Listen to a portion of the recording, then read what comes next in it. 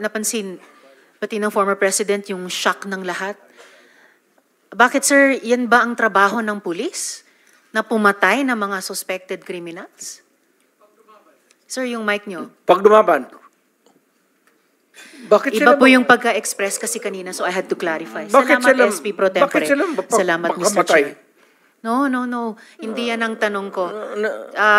Talagang maling, napaka hindi magandang impression po ng mga statements kanina. Kaya I appreciate the candor of Yusek Kuy at pati kanina ni General Danao Look, ma'am, about it. may I Salamat kayo, Mr. interrupt Chair. you? I'm done, Mr. Chair. for now. Kindly.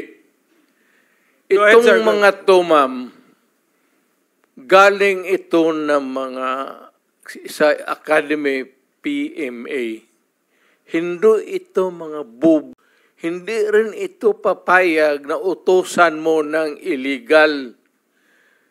Doon yan sa Academy nila, sa PMA, they are from there to, yung ano talaga yung batas. Kaya pag inutusan mo yan, sabihin mo, patayin mo, sabihin, sir, mukhang hindi pwede yan, sir. I tried. Ako mismo, I tried. Ako, marami ako, patay mo, sir. Kulong mo na lang natin, sir. Total. Sabi ko siya, siguraduhin mo lang na hindi ma-release. Kasi gagawa ng kalukuhan yan uli. And they will mag-hold up na naman yan. Yan ang lalo na yung mga kaso na magnakaw tapos mag-rape tapos magpatay o Mr. Chair. Can we let the President complete his sentence? What were you trying to say, sir? That Yes, pagka mag-rape, magpatay, magnakaw, magpatay, and then what do we do with them? Ganun na lang ang sadness ko sa trabaho ko. Thank you. Kaya hindi ko lang sinabi ko yan kasi hindi ko lang sila mautusan ng gano'n na gaya na sinabi ko, nag-rape ng bata, yung pinatay, patayin mo. Hindi ko mautusan itong mga to. Sabi ko, karamihan sila PMA, hindi maniwala yan ang ganon. Sabi man, sir, mahirap yan. Kulungin na lang natin, sir. Walang dumaan yan sila sa... There was never a time na sinabi ko, patayin ninyo yan. Minsan yung harap-harapan sa crime scene, nakita ko yung bata, 3 years old, rape, patay, tapos nandoon yung tiyuhin. Kung sinabi ko, putang, patayin mo. Out of outrage. In the moment of outrage yung, putang, patayin mo. Sir, kulungin na lang natin yan, sir. Ano nangyari doon, Mr. President? Yung insidente na yun, napatay nga yung tito? Pinatay? Hindi. Hindi. Mr. Chair. Yes, Senator Risa. Alam ko po na matatalino mga taga-Philippine Military Academy. Hindi po yan ang issue. Ang kinaklarify ko po ay kanina sinabi nyo na in-encourage nyo ang PNP na i-encourage yung suspect na lumaban. Yes. Para mapatay, para masabing nanlaban. Correct. Correct. Para Ito to sa very incorrect. Correct, yes. Very incorrect po, Yes, if I may say as a it's civilian, not sa professional police. It Salamat depends kayo, on, Mr. Chair. ano na natin yan, ma'am. That's your view, It's not my view only, Mr. Chair. Thank you for putting it on record. Pagka-mayor, pagka-prosecutor. Ako, alam ko, dumaan ako, prosecutor, mayor, presidente, alam ko ang trabaho ko. Yes, Yan salamat ang kayo, totoo Mr. dyan. Chair. Hindi ka nagdala ng syudad eh. You never Totoo had po, a Mr. chance Chair. to solve the problem of a community. Thank you, Mr. President. Thank you for Senator putting it on record, Tayo Mr. Chair. magkaintindihan dyan. Senator Estrada has the floor. Thank you, Mr. Chair. At Alam kung niyo, pabalikin ako, sir, gagawain ko uli yan. Dublado. Your Honor. Silence, please. Osaa, silence the gallery, and those who will do that again, exclude them from the hearing hall. Gallery, please do not encourage me. Okay, Mr. Stay President. Okay, Mr. President, it's now Senator Estrada who has the floor. Thank you. Thank you, Mr. Yes, Chair. sir. Alam niyo po, nag-mayor din po ako ng San Juan, kaya I know where the former president is Marami coming ka rin from. siguro pinatay, sir. Alam ko. Mr. Chair, Mr. President, bibigyan ho namin kayo ng pagkakataon to air your side dahil nung napanood ko po yung mga revelations ng mga resource persons sa Quad Committee sa House of Representatives. Marami po mga revelations po ang mga naglabasan, katulad po ng kay Colonel Garma. Ang sabi po niya, she received a call from you sometime in May 2016. Can you confirm this, Mr. President? Ay, hindi ako tumatawag ng pulis. Bahay? Yung sabi niya doon sa bahay? Hindi ko pinapuputan ng... Before you assumed the presidency, you were still president-elect at the time. Sabi niya May 2016. So I presume you were still president-elect, Mr. President. I do not remember Calling her. calling her. And for what? Yung presidente ako, nandyan na yung lahat nasa akin na ang... Ang sabi po kasi niya dun sa kanyang revelation dun sa Quad Committee, nagpapahanap din po kayo ng isang police officer na miyembro ng INC. Tama po ba ito? Yun po ang sinabi ni Colonel Garma ron sa Quadcom, sa House of Representatives, yun ang Pangulo. I hate to say this, but nagsisinungaling yung gagang yan. Bakit ako mamili ng Iglesia ni Cristo? Di, yung mga aglipay, pati isali ko na lang. Yung Mormons. Why would I zero in sa Iglesia ni Cristo? For what reason? Yun po ang sinabi ni... Kaya, sir, Opo. I am just trying to in-explain ko kung bakit ako magpatawag ng Iglesia ni Cristo. Di, ipatawag ko na lang yung Mormons, pati yung aglipay. Trabaho nila yan, sir. Ako, Mayor Presidente. Wala akong pakialam kung anong relihiyon ninyo. Trabaho kayo dyan. Alam nila yan. Alam nila yan kung paano ko sila murahin. Do not give me that shit to putang. Mr. President, pero gaano niyo po kakilala tong si Colonel Garma? At kailan niyo po siya nakilala? Saan ba ito nagka-problema itong babae na ito? Hiwalay ito sa asawa eh. Si Niligawan Bilila niya po? Oh, si Bilila. Niligawan niya po? Sino? Si Garma?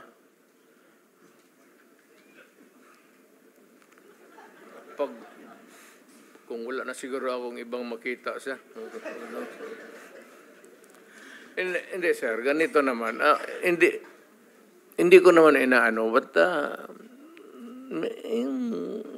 alam mo kasi, pag tao ko, alam nila yan. Parang close mo talaga. Kasi, ganun ako magtrato dito sa pulis eh. Ito sila, sir, mabutit nandito kasi puro dumaan ito sila sa akin. Ganun talaga ako Pero bakit ho siya nagsasalita ng, nagbibigay po ng revelation doon sa Quadcom na sinasabi nyo, hindi po totoo na tinawagan nyo po siya noong May of 2016 at nagpapahanap po kayo ng isang police officer na miyembro ng INC. Yeah, hanggang ngayon, sir, it's a mystery to me. Bakit ko siya tatawagan at bakit ko sabihin sa kanya hanap ng Iglesia ni Cristo na marami namang pulis sa Davao na membro ng Iglesia ni Cristo. Why would I specify a person belonging to a religious sect when, as a matter of fact, there are a lot of policemen who are members of the Iglesia ni Cristo in Davao City? What would be the point of asking for a special person? Hanggang ngayon, sir, hindi ko nga ma-fathom. So sabi ko, well, I don't know, but it's a lie. Or making up stories. I don't know what she's driving at o ano ang gusto niyang Motibo. ipalabas sa at the end of the story. Mr. President, kilala niyo ba ho itong si General ba ito? Leonardo? Colonel Leonardo. Yes, sir. Sino po ang nagrekomenda sa inyo na i-appoint po si General Leonardo? Kasi base ho rin sa testimonya ni Colonel Garma, siya yung nagrekomenda kay Leonardo sa inyo para i-appoint. Totoo po ba? Wala, sir, kasi alam mo, I cannot create a unit sa police because we do not have that kind of authority now. Hindi ako pwedeng magtawag ng police dito o sige, kayo ang unit and you are, you do this job. You have to clear it with the, at hindi papayag itong mga chief of police kasi meron yan silang organization mismo for drugs and for itong whatever, mga specialized narcotics, tapos itong mga smuggling. Hindi.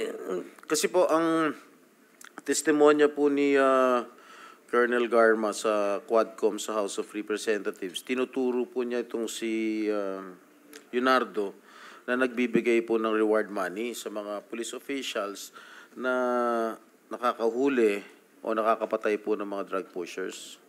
Gusto ko lang, at least you can air your side, Mr. President, kung talagang totoong may reward money o wala. Sir, sagutin kita ng ganito.